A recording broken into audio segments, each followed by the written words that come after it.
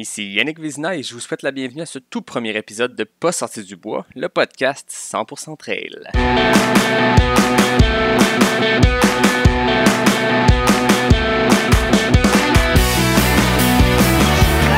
messieurs, votre gagnant du 110 km! Si tu commences à te sentir bien en courant un ultramarathon, fais-toi-en pas, ça va passer. Grand champion du 125 km! Ouais, ben, on n'est pas sorti du bois, hein? Bienvenue à Pas sorti du bois, mon nom est Yannick Vézina et je serai l'animateur de ce balado. Aujourd'hui, c'est le premier épisode et le seul où je serai seul. Le concept du podcast est simple. Je vais aller à la rencontre de la belle faune diversifiée qu'est le monde du trail au Québec. Et là, je parle même pas des animaux qu'on rencontre dans les bois, là. Non, je parle vraiment des personnes qui forment notre belle communauté de courses en sentier. Les coureurs, les coureuses, bien sûr, mais aussi les organisateurs de courses, les membres des équipes de soutien, les bénévoles, etc. Bref, l'ensemble des gens qui gravitent dans notre milieu. J'avais envie d'enregistrer un premier court épisode pour présenter un peu le concept du podcast, mais aussi pour me présenter moi. Vous allez apprendre à me connaître au fil des épisodes, mais ça va être par la bande parce que mon but, ça va être de vous faire découvrir mes invités. C'est eux que je veux mettre en lumière, c'est ça le concept de Pas sorti du bois. Fait qu'aujourd'hui, c'est l'épisode qu'on va appeler numéro 0. C'est moi, seul au micro, et ça va être court. Donc, j'ai 29 ans, je viens de Québec, puis ça fait plus de 10 ans que je cours. D'abord sur route, comme c'est souvent le cas avec les trailers. Puis ensuite, j'ai bifurqué vers les courses à obstacles, les Spartan Race. J'ai fait ça pendant 3 ans, jusqu'à temps que je me tanne des obstacles. Là, c'est sûr, j'ai eu du fun pendant toutes ces années-là, j'ai même fait quelques podiums, mais je me suis vite tanné des obstacles. J'aimais bien ça, courir dans le bois puis monter des montagnes, mais je suis pas un gars de CrossFit puis je m'entraîne pas au gym, fait que des obstacles, ça m'intéressait semi. Mais je me rappelle être à Stoneham pendant la Spartan Beast de 2017. On vient de monter une côte super à pic, j'ai dépassé des dizaines de coureurs parce que j'avais encore des jambes. Puis là, on se lançait dans une portion descendante de 3-4 km.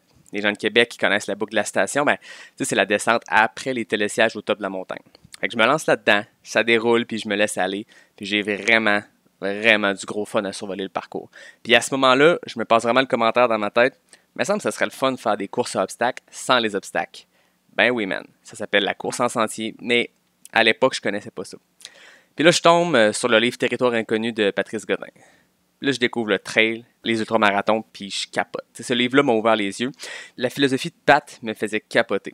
Je suis pas un coureur rapide, mais je suis un coureur endurant. Anyway, pendant un ultra, la plupart des coureurs sont en compétition avec eux-mêmes et l'objectif ultime, c'est de finir la course. Point final. Moi qui n'étais pas un coureur rapide, moi qui étais endurant dans les Spartans qui étaient longues, moi qui étais un peu loner puis qui aime bien la perspective de relever des gros défis, peut-être en compétition avec moi-même et avec les éléments qui m'entourent, ça me parle. J'ai dévoré le livre en un après-midi. J'apprends c'est quoi l'UTMB, j'apprends c'est qui Kilian Jornet, Anton Kropitschka et tous les autres. Puis il y a comme un monde de nouveautés qui s'ouvre à moi puis je capote. Depuis la lecture du livre, j'ai plus jamais refait de course à obstacles. J'ai découvert l'ultramarathon, j'ai découvert le sport, mais j'ai surtout découvert la communauté, notre communauté. Puis la philosophie derrière le sport, l'esprit de famille pendant les courses, l'entraide entre les coureurs, la bière à ligne d'arrivée, surtout. Puis les accomplissements un peu fous qu'on réalise. Puis c'est un peu tout ça que j'ai envie de véhiculer avec mon podcast. Ça fait 3 ans que je gravite dans le monde du trail, mais c'est surtout à partir de la saison 2019 que je me suis vraiment dédié à ça. Je suis ce que les Américains appellent un mid-packer. Je suis pas en avant pour challenger les coureurs élites, mais je suis pas en arrière à me battre contre les cut-offs. Je suis dans le milieu puis j'ai du fun. J'aspire pas à gagner. J'aspire vraiment à repousser mes limites puis à augmenter la distance. Voir c'est quoi les limites de mon corps. J'ai fait des courses qui sont plus courtes. J'ai fait plusieurs 50 km, le 65 d'Arikana, un premier 50 mètres dans le Nevada en mars passé. Puis ça m'a amené à voyager puis découvrir des coins de pays. Les déserts de l'Arizona, les paysages de la Gaspésie, les sentiers boréales de Charlevoix. Dans quelques semaines, je vais prendre le départ de ma première course de plus de 100 km à l'UTHC, puis j'ai vraiment du fun là-dedans. J'ai déjà fait un podium, j'ai récemment gagné une course virtuelle, mais c'est vraiment pas vers ça que j'aspire. Ces petits succès-là, c'était cool, mais c'est arrivé un peu par hasard dans des courses B que je voyais vraiment comme préparatoire vers autre chose. C'est vraiment pas vers ça que j'aspire. J'aspire pour du long. Bref, coureur de route, ensuite coureur obstacle et maintenant coureur de trail. C'est un résumé simple de mon parcours et ce qui m'a mené vers les ultras. Dans la vie, je suis un professionnel des communications. J'ai étudié là-dedans, je travaille là-dedans. Puis le podcast, ça me permet de joindre un peu mon plaisir des communications avec ma passion du trail. Je suis un coureur, oui, mais je pense que je suis encore plus un fan du sport. J'aime suivre les courses, j'aime lire sur les coureurs, les coureuses. J'aime vous suivre sur les médias sociaux et voir comment vous entraînez puis tout. Je suis passionné de notre sport, puis autant en le pratiquant qu'en le suivant comme fan. Puis c'est un peu avec cette passion-là que j'ai envie de me lancer dans le projet de podcast. Comme bien des coureurs de trail que j'ai rencontrés, je jongle entre la job, les obligations, les activités sociales, mes entraînements de course. Je squeeze pour faire rentrer tout ça dans mon horaire, puis j'ai même pas encore d'enfants, imaginez. Je lève ma calotte vraiment à tous les coureurs, coureuses ultra qui ont des enfants à travers tout ça. Bref, comme c'est le cas pour plusieurs, et parce que je vis en ville, mes entraînements de semaine se font sur l'asphalte, puis maudit que je trouve ça plate. C'est monotone, c'est répétitif. J'aimerais bien ça être comme Kilian ou Anton ou Courtney, puis passer ma vie à m'entraîner dans les montagnes, mais j'ai une autre réalité. Puis depuis quelques années, je consomme énormément de podcasts quand je cours en ville. C'est ça qui me fait passer à travers mes entraînements d'asphalte. J'aime beaucoup les podcasts de course, particulièrement ceux du Ginger Runner Live avec Ethan Newberry, puis le Billy Yang podcast. Puis quand je regarde ça, quand j'écoute ça plutôt, le dénominateur commun entre ces deux podcasts, c'est l'aspect discussion décontracté que j'adore. Le médium du podcast permet des discussions en profondeur. Pas besoin d'une pré-entrevue puis de questions toutes faites. C'est pas un reportage de 5 minutes au téléjournal qu'il faut squeezer. Il y a moyen de s'asseoir relax, jaser autour d'une bière ou d'un café puis d'en apprendre sur quelqu'un. Dans le monde du trail, tout le monde a des bonnes histoires. N'importe qui passe 10, 15, 30 heures, 50 heures à courir dans le bois aura nécessairement des bonnes anecdotes. Que tu finisses premier ou dernier, tout le monde a des bonnes anecdotes de course. Puis ce qui est le fun avec les podcasts, c'est que l'animateur découvre la personne en même temps que l'auditeur. Puis ça, je trouve ça vraiment intéressant. C'est une discussion, c'est un échange, mais sans trop de plan de match. On suit le flow, puis on rebondit vers où la discussion s'en va. Puis c'est vraiment ce que j'ai envie de faire avec Pas sorti du bois. Inviter des gens passionnés, passionnants, s'asseoir, puis jaser. Exactement comme au fil d'arrivée d'un ultra. On va jaser, pas de filtre, sur le coup de l'émotion, autour d'une bière, simple de même. J'ai envie de rencontrer des gens intéressants de notre milieu, de jaser avec eux puis de les faire shiner. Puis pas juste des coureurs ou des coureuses. Dans ce genre de projet-là, on a tendance à vouloir inviter toutes les vedettes de l'heure. Puis c'est cool, puis je vais le faire, on s'entend. Anne Champagne, Jeff Cochon, Mathieu Blanchard, je vais vous poker, c'est certain. Mais je veux ratisser plus large que ça. Inviter des mid-packers comme moi, inviter des directeurs de course, inviter des entraîneurs, des physios du sport, des gens qui ont fait le crew pour un autre coureur, des bénévoles qui ont des anecdotes à un ravito X pendant une course quelconque. Mettre en lumière l'ensemble des gens qui composent notre communauté. C'est ça le but ultime avec Pas sorti du bois.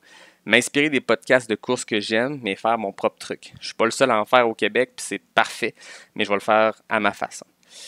L'idée est là depuis un bout. J'ai décidé de me lancer pour vrai il y a environ 1 mois. Puis dès le jour 1, j'ai vu l'opportunité de lancer ça avec l'Ultra Trail Arikana, qui va pas mal être notre première grosse course de l'année au Québec. Probablement la seule année où l'UTHC en septembre va être la première vraie course. Merci COVID. Avec cet objectif-là, j'ai planifié mes trucs en conséquence. Puis dès le jour 1, j'avais 2 invités en tête.